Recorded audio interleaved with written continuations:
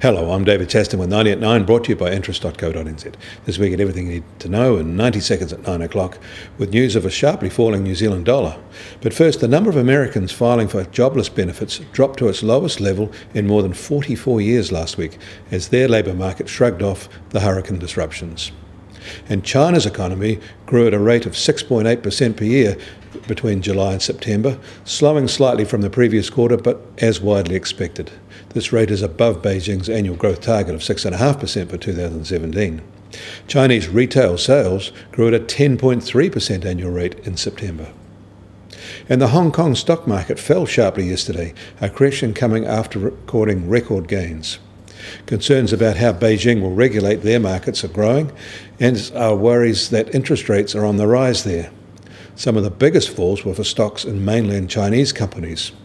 And the head of China's central bank warned overnight of a Minsky moment, that excessive optimism could spur a sudden collapse in asset prices. He is signalling a tougher line on their finance sector. And staying in China, there are claims that the Beijing government has foiled a coup. Language like a Pyongyang-style purge is underway.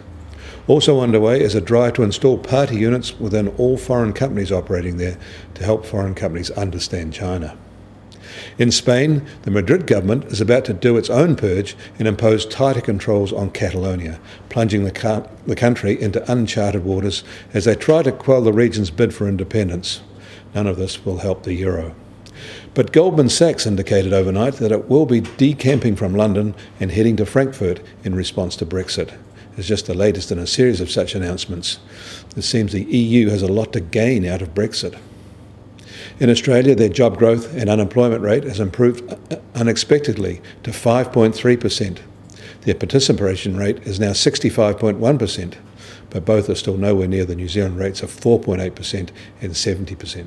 In New York, the US Treasury 10-year yield is now at 2.33%, pretty much unchanged. The price of crude oil is marginally softer today, and now just under $51.50 a barrel, while the Brent benchmark is just under $57.50 a barrel. The price of gold is marginally higher, up $3 and now at $1,286 an ounce.